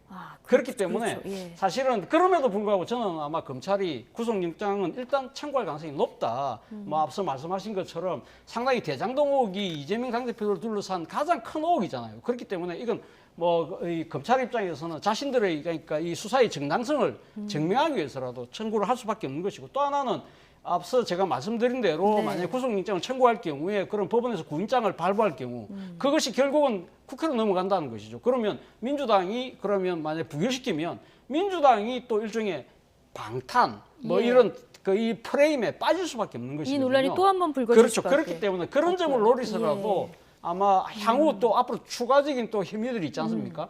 그런 걸 봤을 때는 검찰 입장에서는 아마 될 만한 사안이다 생각하면 무조건 아마 구속영장은 일단 청구를 할 것 같습니다. 예. 지금 국민의힘에서는 이 대표가 대표직을 빨리 내려놔야 된다 이런 얘기를 하고 있고요. 비명계에서도 기소가 되면은 당 대표직 사퇴를 해야 된다 이런 주장이 이제 나오고 있는 상황인데, 앞서 오늘 그 이재명 대표가 조사를 받고 나오는 길에 답변을 보고 차재원 교수님께서는 당 대표직 끝까지 유지할 것 같다 이렇게 전망하셨거든요. 네, 저도 그렇게 봅니다. 그러니까 아까 말씀드렸듯이 이제 이게 살 길이다라고 생각한다라고 제가 말씀드렸는데 네. 지금 이거 정치 탄압 프레임을 계속 좀 강조하고 있고 그 강조의 수위도 계속 높아지고 있다라는 거죠. 그거는 이제 본인이 이미 그런 쪽으로 방향을 지금 잡아가고 있다라고 예. 하는 거를 반증해 주는 거다라고 저는 생각을 합니다. 그래서 아마 비명계 내지는 뭐 이 당 차원에서 당 내에서 뭐 당원들 중에서도 이제 그런 요구를 하는 사람들이 분명히 있을 거다라고 생각을 예. 해요. 그럼에도 불구하고 아마 그 이 설령 기소가 되더라도 최대한 그 당 대표직을 유지를 하려 들 것이다 이렇게 생각을 합니다. 예. 총선 뭐 1년여 남긴 했습니다만은 이재명 대표 사법 리스크가 어떤 방향으로 영향을 미칠지 뭐 여야 막론하고 정치권에서 최대 관심사가 될 수밖에 없는데요. 자, 각기 뭐 질문이 좀 다른 여론조사 결과이긴 합니다만은 설 전에 그 조사를 한 여론조사 결과와 설 연휴 이후에 조사한 내용이 수치가 좀 다르거든요. 네. 사법 리스크 앞으로 조사가 계속 될 텐데 시간이 갈수록 어떻게 일단 뭐 될 거라고 이재명 보십니까? 당대표에게는 상당히 좀 불리한 사안일 수밖에 없는 것이죠. 그렇다고 하더라도 아마 가장 결정적인 부분은 향후 수사 그리고 아마 기소에서 재판하는 과정에서 네. 이재명 당대표를 둘러싼 의혹을 증명할 수 있는 결정적인 증거를 검찰이 제시할 수 있느냐, 그것이 저는 가장 큰 예. 것이 아닐까 생각이 들고, 만약에 그러니까 이 증거가 없다고 하더라도 예를 들면 대장동 사건과 같은 경우는 사실은 그러니까 지금 김만배 씨가 유동규 씨를 통해서 정진상에게 이야기를 했고 수익 배분하자. 그래서 이재명 당대표에게 보고가 됐다는 것이 검찰의 그 하나의 일종의 논리잖아요. 그런데 예. 그 중에서 지금 유동규 씨는 그렇다고 이야기는 하고 있지만 지금 김만배 씨, 맨 처음에 제안했다는 김만배 씨나 그리고 또 정진상 씨는 이재명 당대표를 연결할 수 있는 하나의 고리인데 그 두 사람이 지금 진술을 안 하고 있거든요. 연결고리가 연결이 안 되고 연결이 있죠. 안 되고 있죠. 그렇기 예. 때문에 증거뿐만 아니라 이 두 사람이 어떠한 증언을 하느냐 여기에 따라서 상당히 앞으로 향후 민심의 향배가 결정되지 않을까 하는 생각이 듭니다. 예. 만약 증거가 충분하지 않아서 만에 하나 이제 무죄가 입증된다 이렇게 되면은 이재명 대표의 뭐 정치적 입지는 어떤 분은 그냥 다음 대통령이다 이렇게 얘기하시는 분도 있더라고요. 뭐 더 확고해지는 건 네. 분명하겠죠. 그러니까 뭐 그야말로 계속 그동안에 주장해 왔던 정치 탄압 프레임이 딱 맞는 것으로 좀 규명이 되는 거나 다름이 없기 때문에 당연히 이제 그럴 거다라고 저는 생각을 하고요. 네. 아마 그 민주당 특히 친명계 그리고 이재명 대표 같은 경우에는 본인이 설령 기소가 되더라도 그렇게 나쁘지 않다라는 생각을 할 수도 있어요. 예. 그러니까 이게 오히려 이제 정치적으로는 이런 정치 탄압 프레임을 더 이제 증폭을 시켜 나가면서 핵심 지지층 이제 잘 다 규합하는 게 충분히 가능해지고 거기에 더해서 중도층만 조금 설득해낼 수 있다면 이대로 그대로 가더라도 이 총선 국면에서 결코 불리한 건 아니다. 이런 판단을 좀 할 가능성이 있다라고 보고요. 뭐 향후에 재판이 진행되겠지만 재판이 얼마나 걸릴지는 아무도 좀 예상하기 어려운 거 아니겠습니까? 그래서 총선 전까지 결론이 과연 1심이라도 나올지 안 나올지 그것조차도 불투명하다는 거죠. 네. 그래서 아마 그 이재명 대표나 친명계 쪽에서는 그런 방향으로 이제 몰고 갈 텐데 이게 과연 이제 중도층 표심에 과연 어떻게 영향을 미칠 것인가가 결국은 가장 중요해지지 않을까 이렇게 생각을 해요. 그러니까 지지층들이야 뭐 어차피 결집을 이제 하게 돼 있는 건데 최근 여론조사 결과를 보게 되면 조금 전에도 이제 여론조사 결과가 좀 이제 보여지긴 했습니다만 일반 국민들 사이에서의 인식과 또 이 더불어 민주당 지지층들, 진보 지지층들 사이에서의 인식이 차이가 있다는 거예요. 그러니까 일반 국민들은 정당한 수사다라고 생각하는 분들이 좀 의외로 중도층까지 포함하다 보니까 많이 나오는 반면에 진보 지지층들 많은 대상으로 해서 질문을 던지게 되면 역시 이거는 좀 이제 탄압이다 이렇게 보는 시각이 더 강하다는 거예요. 그래서 당내 이제 그 어떤 당심이라고 하는 건 그럴지 모르겠는데 결국 총선 본선 국면에 가서 중요한 것은 중도층의 향배란 말이죠. 그렇게 봤을 때는 제가 조금 전에 말씀드린 친명계의 그 구상이라고 하는 것이 조금 좀 민심하고는 이반된 것일 가능성이 높아서 총선 결과에는 악영향을 끼칠 수도 있다 이렇게 생각합니다. 네. 자, 두 번째 소환 조사를 마친 민주당 이재명 대표 관련 얘기 해봤고요. 자, 이번에는 국민의힘 당권 경쟁 얘기 좀 해보겠습니다. 국민의힘 민심에 잘 맞춰서 가고 있는지 지금부터 분석을 해볼 텐데요. 국민의힘 당권 1, 2위 주자를 꼽히는 김기현, 안철수 의원의 신경전 거세지고 있습니다. 오늘 발언 듣고 오시겠습니다. 수도권 지역을 중심으로 해서도 김기현의 지지세가 압도적이라는 것을 다시 한번 확인할 수 있는 매우 의미 있는 현장이었다고 생각합니다. 무조건 사람들만 많이 모아놓고 행사를 한다고 해서 그게 당대표 이번 전당대회 취지에 맞는 것인지 거기에 대한 의문을 제기한 겁니다. 네. 자, 두 분이 오늘 모두 수도권에 있었는데요. 수도권 민심 잡기에 이제 여념이 없고 신경전도 조금 살짝 오가는 모습을 지금 보고 오셨습니다. 오늘 김기현 의원이 부천에서 캠프 출정식을 대규모로 진행했는데요. 한 30명 가까이 되는 현역 의원 포함해서 뭐 당협위원장 등등 해서 수천 명이 모였다고요. 네. 아무래도 김기현 지금 의원 입장에서는 사실 뭐 자신에 대한 여러 가지 그러니까 지금 뭐 이 공격을 받는 지점 중에 하나가 지금 그러니까 PK 쪽에 정치적 기반을 두고 있는 비수도권 후보라는 거잖아요. 그렇기 때문에 아마 수도권에서도 내 나름대로의 경쟁력이 있다. 이런 것을 가시하기 위해서라도 그래서 수도권에서 그렇죠. 수도권에서 그러니까 지금 서울, 경기, 인천 이쪽에 있는 지금 그러니까 이 현역 의원들 그리고 또 당협위원장들까지 다 모아서 일종의 수도권 경쟁력을 보여주는 그런 측면이 있는 것이고 또 하나는 앞서 말씀하신 것처럼 지금 현역 의원 30명에다가 원외 당협위원장 한 50명까지라고 한다면 일종의 대세는 내가 갖고 있다. 내가 정말 친윤 후보야라는 걸 보여주는 것이고 또 오늘 여기서 메시지를 내놓은 것 중에 하나 눈에 띄는 대목이요. 당대표는 더 큰 정치적 목표의 발판이 돼서는 안 된다. 이야기를 했거든요. 자신은 소위 말해서 자기 대권 주자가 아니다. 그렇기 때문에 나는 말 그대로 오롯이 당대표에만 집중할 수 있지만 지금 상대적으로 안철수 의원 같은 경우는 차기 대권 주자로 많은 사람들이 분류를 하고 있기 때문에 결국은 지금 당대표를 자신의 정치적 도약을 위한 발판으로 삼는 것이 아닐까? 그렇다고 한다면 그런 사람보다는 당대표에 올인할 수 있는 나 같은 사람을 지지해달라. 이 세 가지 메시지를 갖고 오늘 주장을 한 것 같습니다.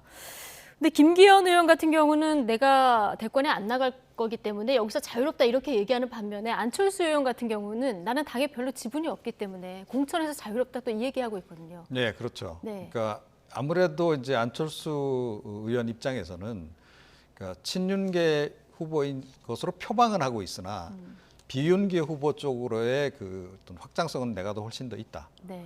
또 수도권에서의 득표력도 내가 더 훨씬 더 많다. 이 생각을 하고 있는 겁니다. 그래서 중도 내지는 하여튼 중도 보수 이런 쪽을 내 편으로 지금 최대한 끌고 가야 되고 당내 그 역학구도상으로는 이른바 반윤 또는 비윤들을 다 이제 포함해서 지금 내가 이제 끌고 가겠다. 특히 나경원 전 의원도 어떻게 보면 이제 비윤 지지층들이 어느 정도는 그쪽에 결집해 있었던 부분이 있기 때문에 그 층을 최대한 내 쪽으로 끌고 이제 가겠다라고 하는 그런 의지를 지금 피력을 하고 있는 것으로 그렇게 보입니다. 예, 양강 구도가 지금 형성이 돼 있고요. 그리고 나경원 전 의원이 불출마를 했기 때문에 이 표가 어디로 지금 이동을 하고 있을까? 이 부분 궁금했는데 여론조사 결과가 좀 나왔죠. 자, 김기현 의원이 오차 범위 안에서 앞서고는 있는데, 자, 지금 그래픽 보여주시면 3차 조사가 40대 33.9입니다. 이게 이제 오차 범위 내에 들어오고는 있습니다만은 그래프의 기울기를 보셨을 때 안철수 의원 상승세가 굉장히 가파르게 지금 나오고 있거든요. 네. 이건 나경원 전 의원 표가 이쪽으로 갔다. 이렇게 볼 수 있는 거죠? 예, 그렇죠. 뭐 그러니까 이 같은 여론조사, 직전 여론조사에서 나경원 전 의원이 그때 후보로 거론될 때 당시 2등을 했는데요. 25.3%의 지지율을 받았었거든요. 네. 근데 이번에 지금 안철수 지금 의원 같은 경우는 직전 17.2%에서 16.7%가 상승한 33.9%거든요. 그렇다고 한다면 나경원 후보가 전 의원이 갖고 있던 25.3%의 60%가 안철수 후보에게 갔어요. 안철수 의원에게 갔거든요. 반면에 지금 김기현 의원 같은 경우는 오히려 0.3%가 빠졌어요. 네. 그렇다고 한다면 나경원 전 의원의 사태에 따른 그 효과가 지금 안철수 의원이 지금 반사 효과를 받고 있다고 볼 수밖에 없는 것이죠.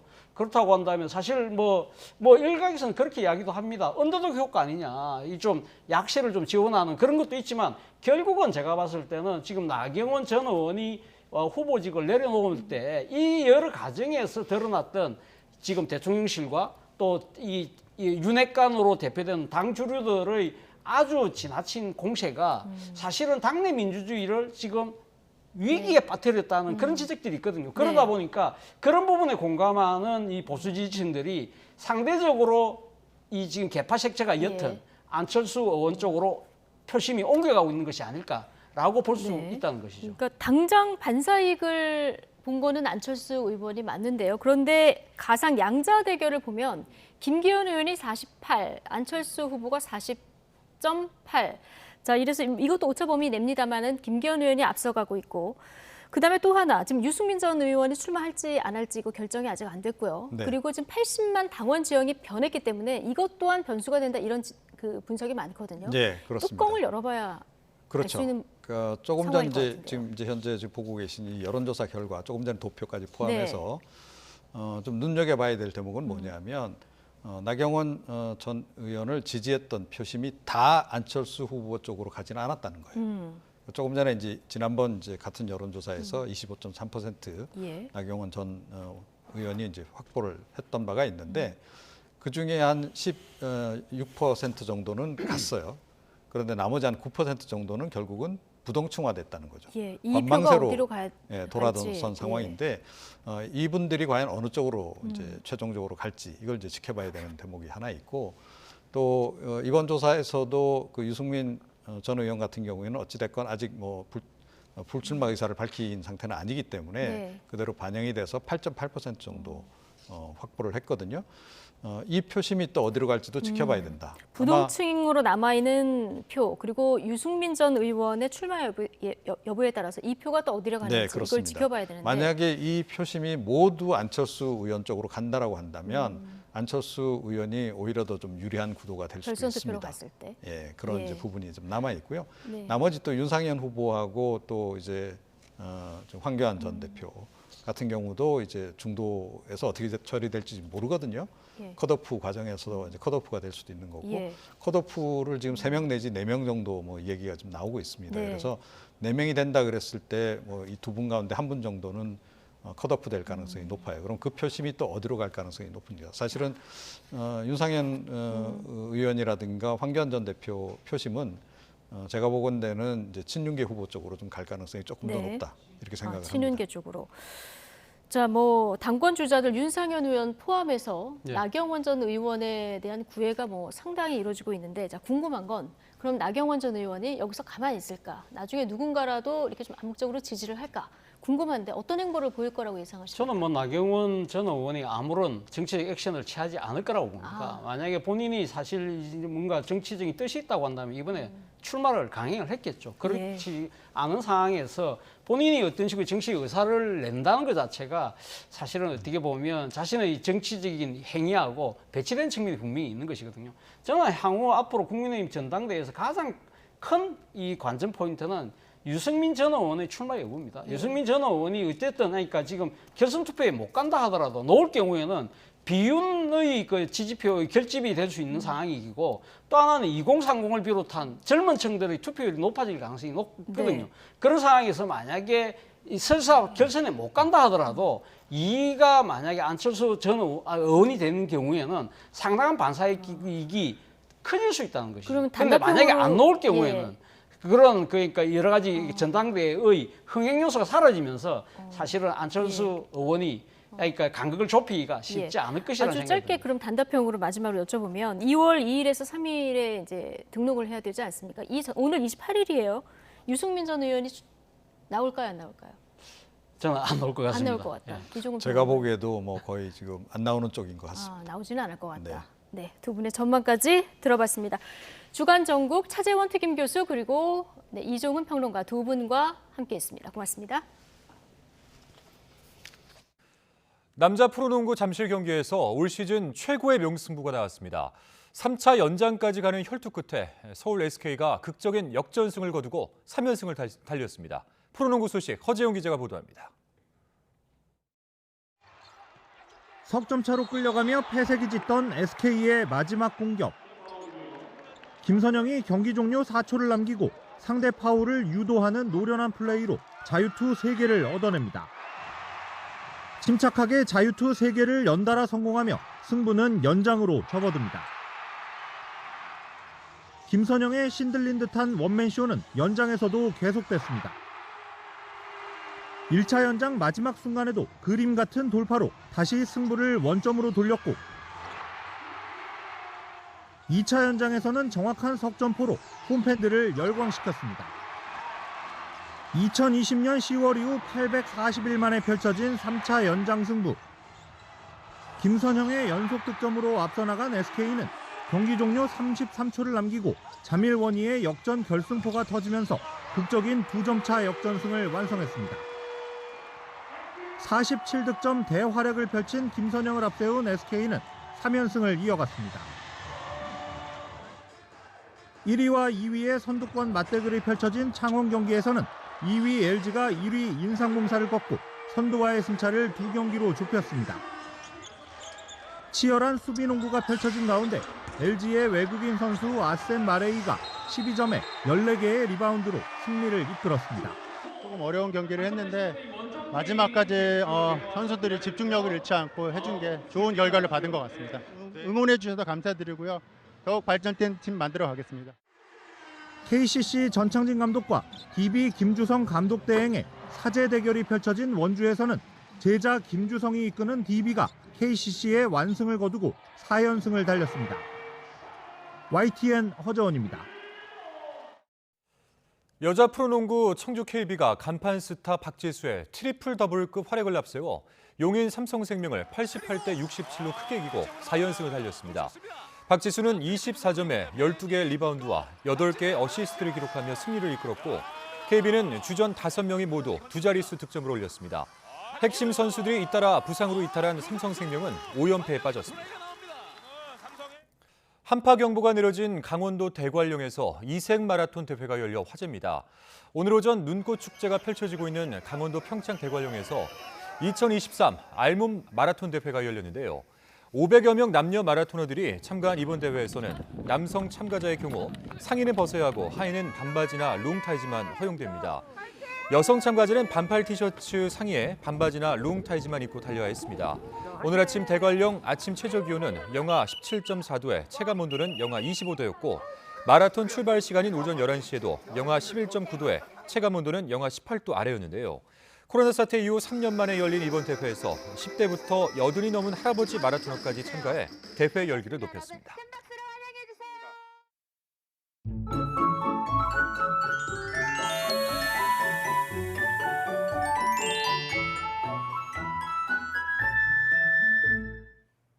오늘은 종일 추운 겨울 날씨가 이어졌습니다. 오늘 서울 아침 기온 영하 11.2도, 낮 기온 영하 1.4도로 예년 기온을 밑돌았는데요.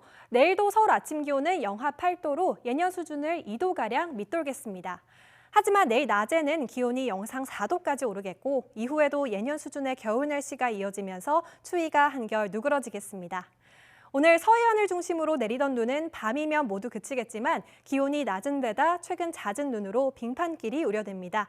보행자는 낙상 사고에, 운전자는 교통안전에 유의하시기 바랍니다. 내일 전국 가끔 구름 많은 가운데 늦은 오후부터 밤사이 강원 영서에는 최고 3cm의 눈이 내리겠고요. 중부와 경북 북부에는 눈이 날리는 곳이 있겠습니다. 눈과 비가 잦았던 서해안과 달리 동쪽으로는 건조특보가 이어지고 있습니다. 화재 예방에 신경 써주셔야겠고요. 동해안에는 높은 물결이 방파제를 넘는 곳이 있겠습니다. 해안가 안전사고에도 유의해 주시기 바랍니다. 내일 아침에는 예년 기온을 2에서 4도가량 밑돌겠습니다. 서울과 대전 영하 8도, 광주와 부산은 영하 3도가 예상됩니다. 내일 낮 기온은 예년 수준을 보이면서 추위가 누그러지겠습니다. 서울 4도, 대전 5도, 광주와 부산 7도 예상됩니다. 내일 오후 기온이 오르면서 당분간 예년 수준의 겨울 날씨가 이어지겠고요. 대체로 맑은 하늘 보이겠습니다. 날씨였습니다. YTN 뉴스와이드 마치겠습니다. 함께해 주신 여러분 고맙습니다.